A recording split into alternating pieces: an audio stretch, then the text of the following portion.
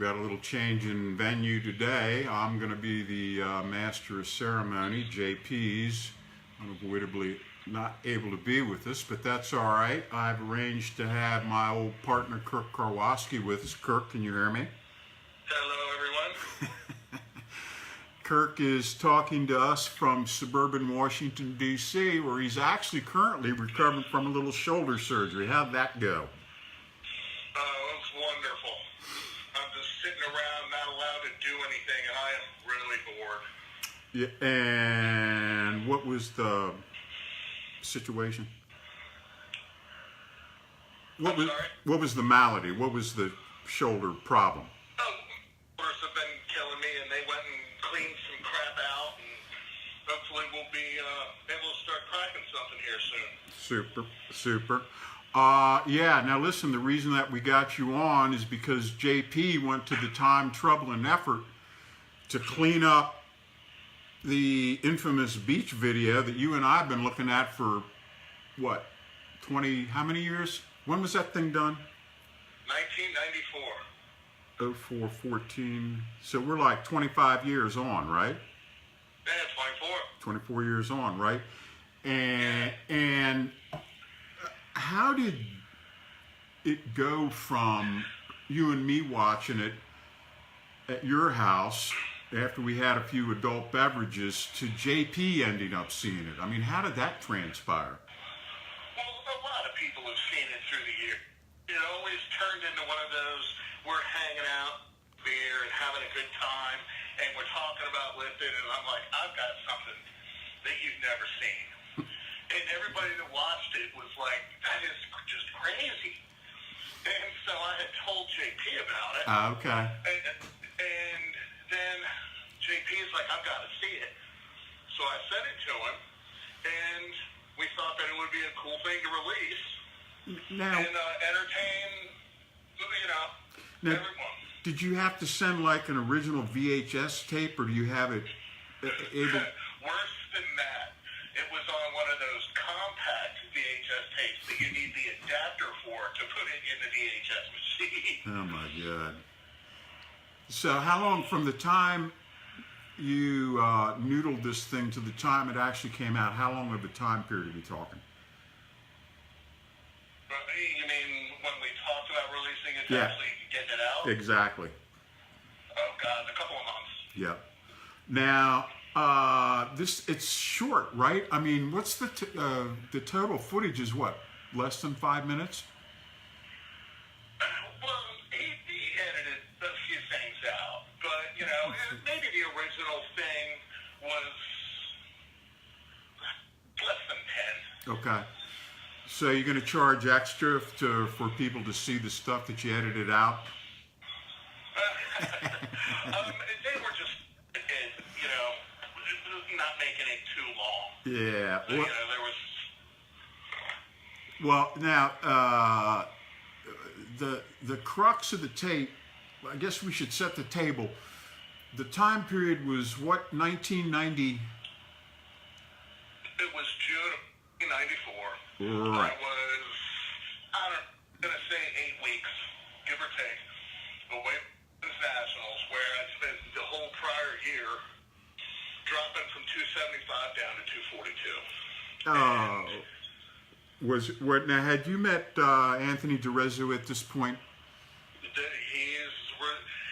originally, the year before, he's like, man, let me just hook you up with the diet and tighten you up a little bit. Yep. Okay. Well, it took. And I had a rough emotional year. I had a lot of personal problems that year. Stress makes it easy to stay light. Yeah, well, when you can't sleep. Yeah, You burn a lot more calories. But anyway, so we're training, I'm coming along, and I was down in the mid-250s. And a couple of my buddies were like, hey, man, we're going on vacation. Why don't you come? And I'm like, I have to train. And I got thinking about it, and I'm like, man, I never go on vacation. I always have to train. I'm going to figure this out. So it just so happened that the Saturday before this week, there was a local contest. And my equipment that I trained with was being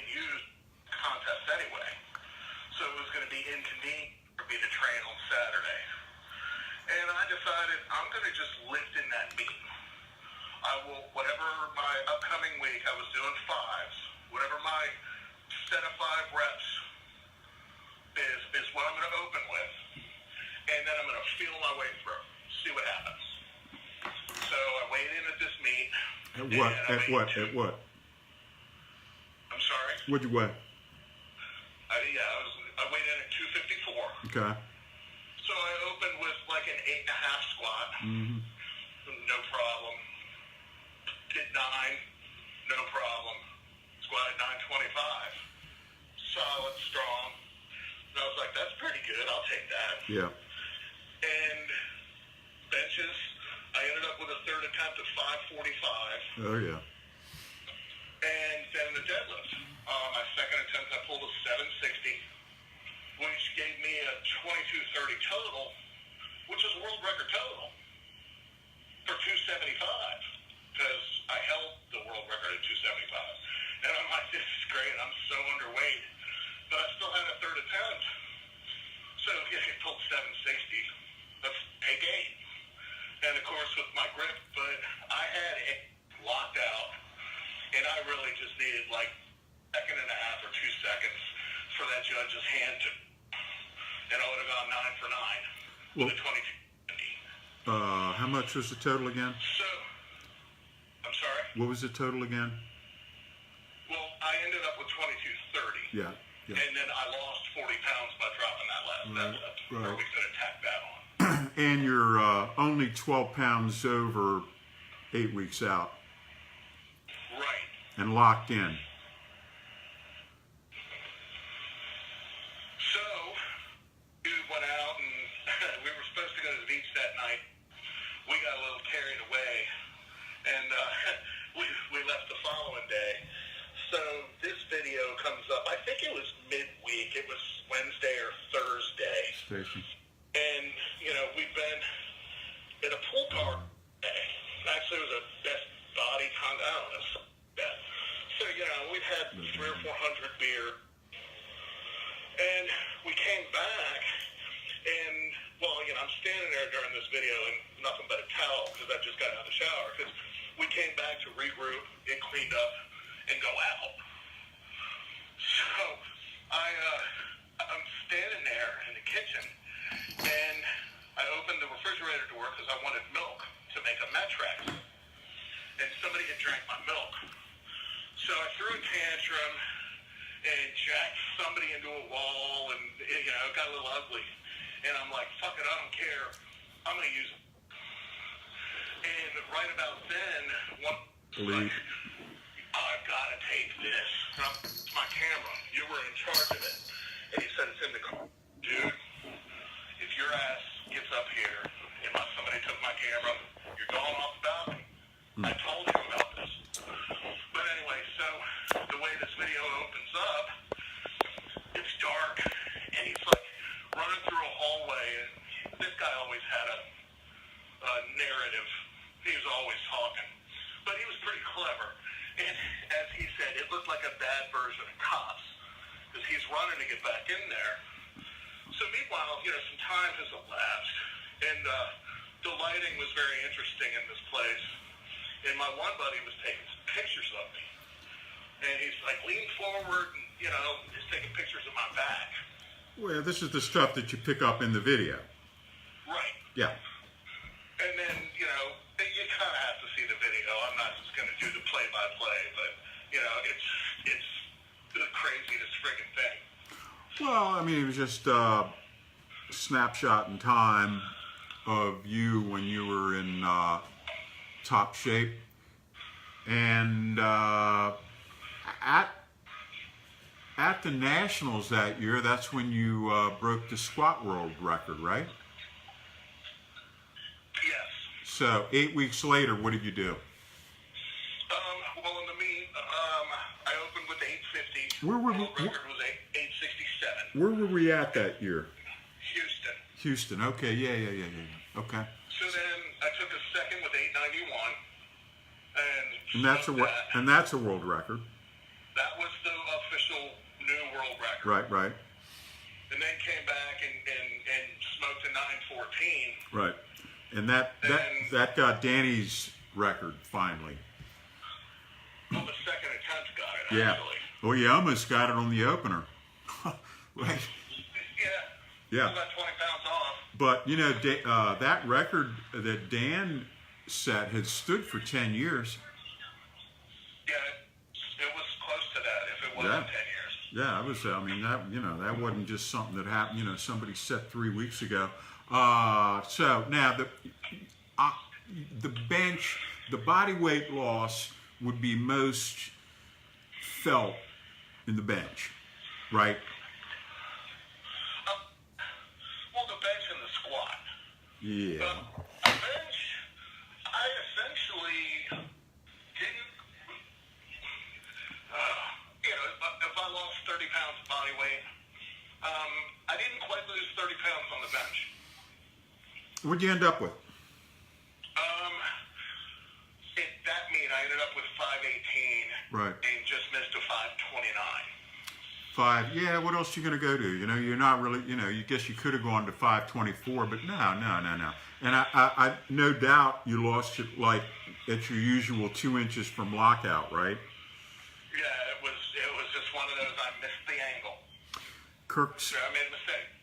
Kirk's benches would fly up, and then we'd be biting our knuckles over like the last 2 inches. That was your classic sticking point. Yeah. But man, you could blow them up. Yeah, we could move them off pretty fast. Yeah, and again, that Fantano bench press, man, that was magic. You had that down, and you know, if people get a chance to look at cadet to captain, look, everybody gloms onto the squats, but I really like the benching. I thought the bench angle was excellent in terms of where it was shot from the training. Yeah. That kind of to the right, up, high up, and looking down.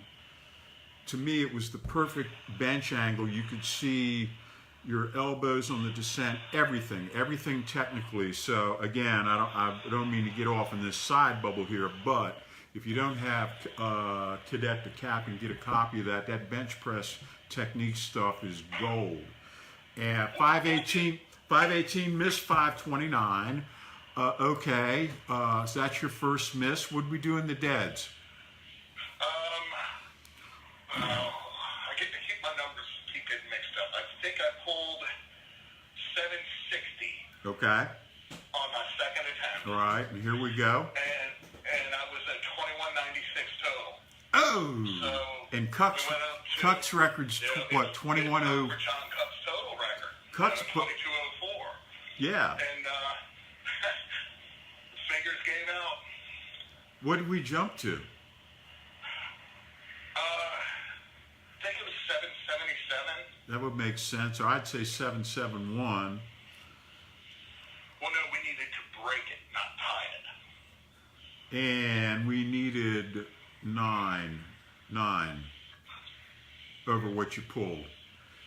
Probably should have done the second a little different in retrospect. Well, in retrospect, yeah. If you watch my deadlifts that day, I opened with the heaviest opener I ever opened with, which was 733, and you could see a finger pop loose on that one. So, what's your point? But then my grip was doomed. But you made 760. It was great that I pulled the 760. Okay, I hear you. Because you can see my fingers, 2 of them popped off on that one. You can see it go blink, blink, and open it up. Now, to get to 42, how heavy did you stay going into the last week? Were you heavy and then cut hard, or did you go down gradually? Right there. Really? Yeah, I wasn't gonna play that one too hard. I've never been in that kind of shape and tried to make weight before. Okay. So As what? it was, if you remember, I screwed up and went and ate some stuff with some. And the day before the meet, I was like 252. Oh man. Because I ate some salty crap. Great. And totally blew it. And everyone thought I wasn't going to make weight. And, I was sitting by that fountain in the hotel lobby, guzzling water and eating golden seal root. And, that fountain was making me have to pee. And you even yelled at me, it was like, quit drinking that goddamn water. And I'm like, man, I got to get this sodium out. Worked, but... Oh, my God. All right, well, there you go. All right. So, you made the weight. Did you rehydrate? We only had, 2 hours in those days, right? Yeah, but I didn't... That golden seal root is just an herbal thing, It's like I wasn't dehydrated. It's just I was, overhydrated because of all the salt. And I just had to try and get myself balanced. So, yeah, did you used to, do that stuff just to mess with me, No. I mean, I was his coach, right? So he's like, oh, I don't know how to tell you this, but it's 24 hours to weigh in, and I'm 12 pounds overweight. Yeah, well, if you Great, remember... great. And my solution... My food didn't show up, and I just totally brain farted, and we went to the Waffle House, and I tore up a whole bunch of stuff, and I didn't even think, and the next day when I woke up, I'm like, oh, no. That's, it is always such good advice when you're trying to cut and make weight to go to the Waffle House. That is... Hey, man. That's genius. Splattered, smothered, covered, topped, and diced. Oh, my God. Well, but you made it. Yeah. So, It was a good meet. yeah, and then... Epic battle. And then that was really, going down to 42, set the table for you going back up to 75, but this time at 75, you're ripped, you're hard, you look like Furness, you don't look chubby, you swole. I looked fit. You look bodybuilder-like. You didn't have any surplus body fat. You just took that. The beach weight was a good weight. Do you think that you were better at 42, or was that too drawn? I couldn't deal with that diet. Oh. I wouldn't want to have to deal with that every year. What was the It diet? was too much. Tell us what the diet was, real quick overview. Did he have you on the classic bodybuilder 6 times a day stuff? I was eating a lot more than that. I kind of just do the meals thing because of work, and essentially, whenever the clock hit an hour, I ate something. Like what? Either it was, okay, it's time to eat a banana or a potato or a chicken breast, so I kind of constantly ate. But I'd even wake up a couple times a night, knock down, a chicken breast or at least a half of one. That protein flowing. Was it all clean bodybuilding food? Yeah. Oh, gross. Except for Saturday nights. Oh, God. Saturday nights I was allowed to go out and eat whatever I want and have some beers because I was losing my friggin' mind. Oh, my God. It's like, if they did that to prisoners at Guantanamo, they'd have them arrested for war crimes. Right? I'm telling you, man, making you eat that plain bodybuilding food, that's terrible. Yeah. So, but it works if you can stand it.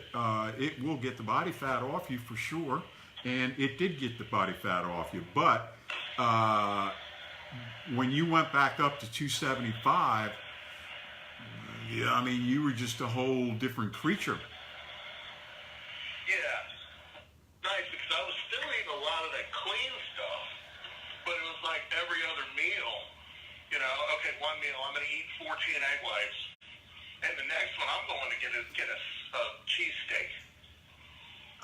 Yeah, and because you didn't abuse it, you maintained that degree of tightness. Dorian had that same kind of thing. He could get up to 300 pounds and still not get over 10% body fat. Right? Yeah, it worked for a while. It works for. The other diet. It works for a while. I feel like I eat whatever the hell I want.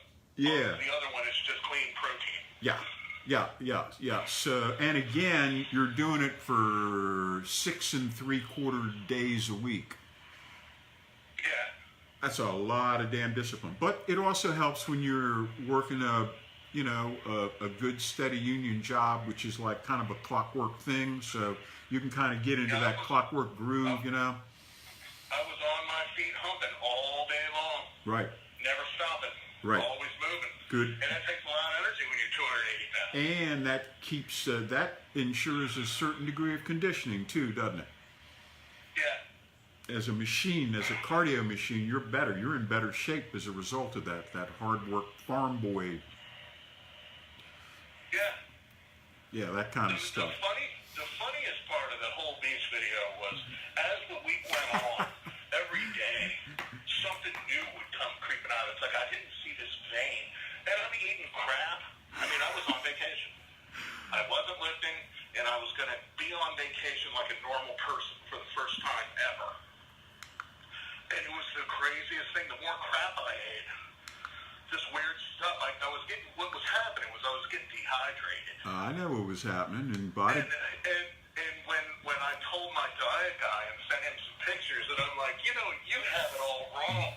This is all drinking beer and eating French fries. And he went off on me. It was the funniest thing. He didn't talk to me for 2 or 3 days. Yeah. Well, it's. You son of a bitch. It's called an anabolic burst, right? It's called there's actually a strategy that they invented about 10 years later, and they called it the anabolic burst. And basically what it was is you eat super clean for a long period of time. Then if you can take in any kind of calories, pastry, donuts, pizza, it doesn't matter as long as it's calories, because there's a period of time when the body has forgotten how to turn food into fat. So it'll work until the body remembers how to compartmentalize this fat, and that's called spillover.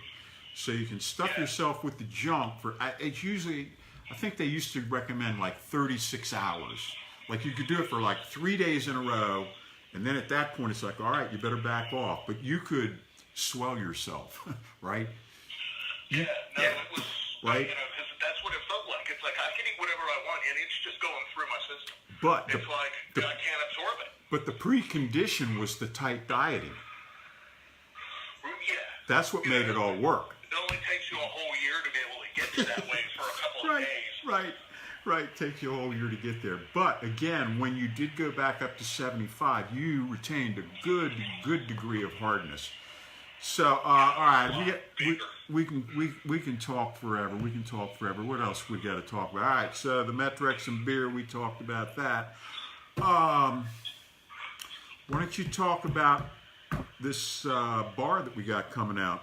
Oh yeah, I think we're finally releasing the Captain Kirk approved bar. It's a pretty thing. I'm looking forward to having my shoulders fixed so I can try and abuse it a little bit. Yeah, and you put everybody through the tortures of the dam getting that thing right. I mean, that thing was. You made sure that thing was up to your high specifications. Yeah. Well, my name's on it, man. I mean, and it's related to lip. I mean, the two things that I hold dear. I like the fact that it's not a highly specific, it's not like a Hatfield bar or a Buffalo bar. I mean, it's a good Olympic heavy duty power bar. Well, what we were going for is, sort of a retro bar. And JP said, I want to make a bar like the one you used to like to train on. Retro bar. And I said, well, that's easy.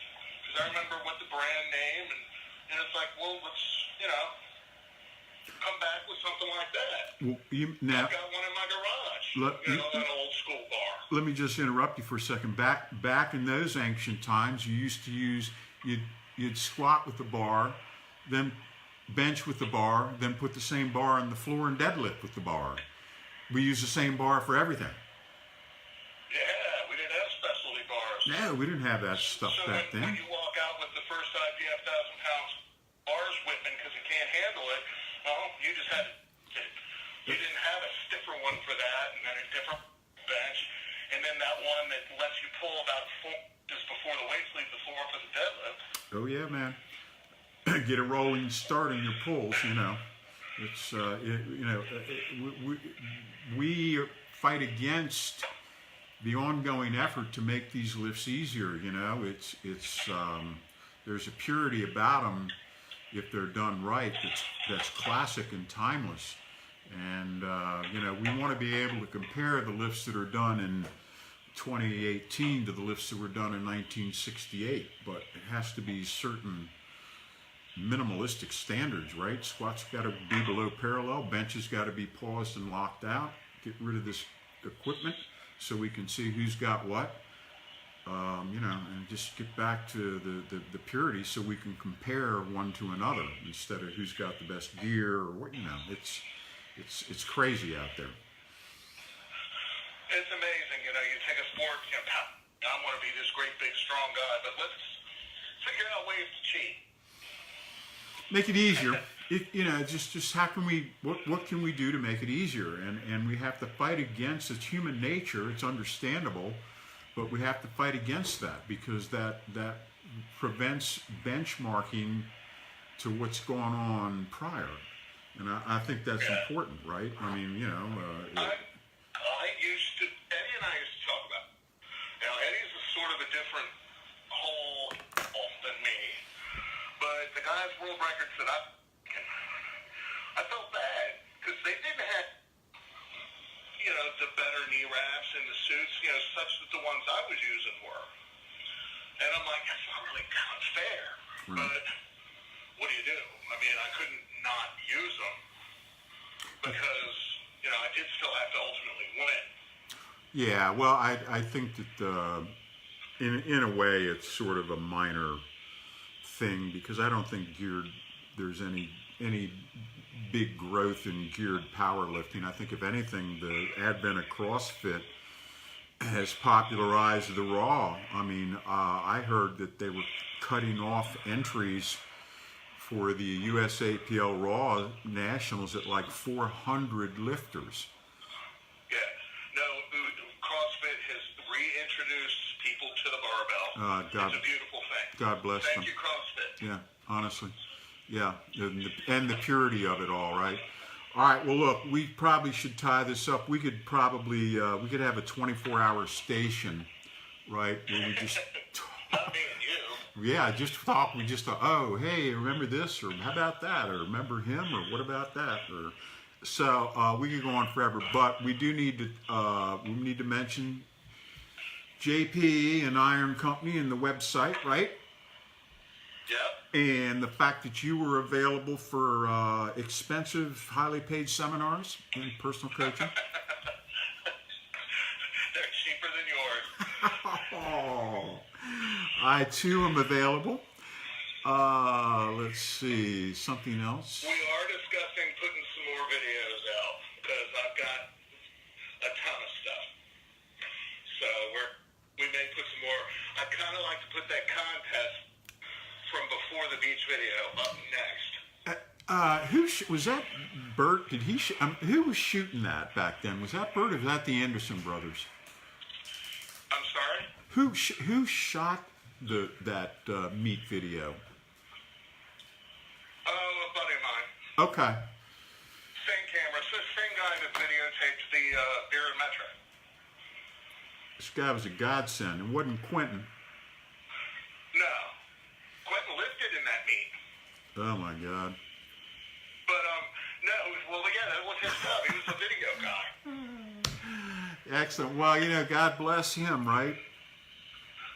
Right. Without him, there'd be no documentation of this. That's not true. I would have had another one because you're the one that taught me that videotaping your workouts is an amazing tool.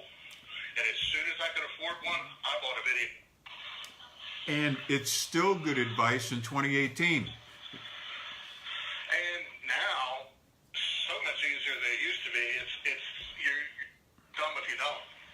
because these phone cameras are incredible, and they're just there's no excuse to not review your own performance. Oh, I looked at some of my squats the other day. I was so disappointed at my depth. Oh, I thought I was burying those things, right? No, no, not true. So it can be. They like it. I mean, it's the perfect workout tool. Cold truth. All right. Well, I think that's it, buddy. You got any final philosophic thoughts you want to share? Anything or anything you want to tell people? Or I'm just looking to get through this shoulder, and then I get to go back to work for a couple of weeks, and then I get the other shoulder. I've got a lot of free time on my hand, and I'm bored. But once I get through that, being able to play with my new bar. Roger that. And you're always welcome up here in the mountains. You can come up here, and we can walk around the woods together and bird. I'm still. My arm's supposed to stay in the sling. I'm not saying I'm perfect, but that's a bit of a long one-handed drop. Yeah, I can hear you. I hear you. Maybe next week. All right, that sounds good. But anyway, it's kind of one of the I'm not trying to go out too much. Roger that. All right, well, that's going to do it for today's JP-less docudrama featuring the one and only Kirk Karwoski. We're trying to fix it up so we can get regular menage a trois going, Kirk. Are you in? Not with you and JP. Come on, man, it's 2018. It's not 1977 anymore. All right, on that note, peace out. Auf Wiedersehen.